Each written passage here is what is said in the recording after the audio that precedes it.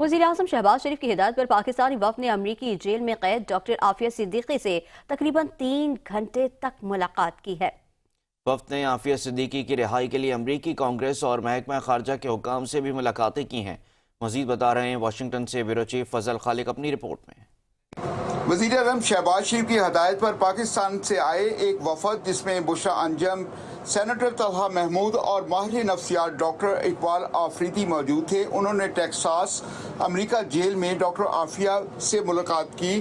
Doctor بشرا انجم نے بتایا کہ ڈاکٹر عافیہ 16 سال سے قید کی سزا کاٹ رہی ہیں اور وہ چاہتی ہیں کہ انہیں جلد از جلد رہا کروایا جائے، اور اپنی مشکلات کے بارے میں بھی انہوں نے ذکر کیا اور کہا کہ اس کا ازالہ کرنا بہت مشکل ہے، اور کہا کہ یہ کیس جو ہے عالمی سطح پر انسانی حقوق کا سب سے بڑا مسئلہ ہے۔ وفد نے امریکی کانگریس اور اعلیٰ حکام سے ملاقاتیں بھی کی، جس میں بالخصوص 20 جنوری سے قبل ڈاکٹر عافیہ صدیقی کی رہائی کا خصوصی ذکر کیا گیا۔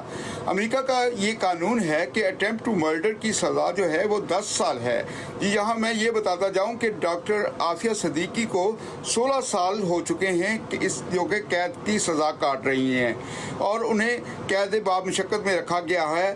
یہاں میں یہ بات بھی آپ کو بتاتا جاؤں کہ امریکہ میں ہر جانے والا صدر جو ہے وہ پارڈن کی درخواست سے سن کر عام معافی کا اعلان کر سکتا ہے۔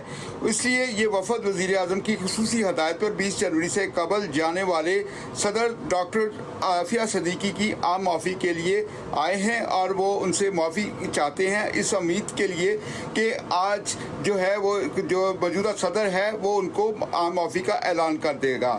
یہاں یہ بات بھی بڑی قابل غور ہے، اور یہ میں بات واضح کرنا چاہتا ہوں کہ موجودہ امریکی صدر کے پاس اس وقت پارڈن کے لیے 60 کیسز موجود ہیں، جن میں ڈاکٹر عافیہ صدیقی کا بھی ایک کیس موجود ہے۔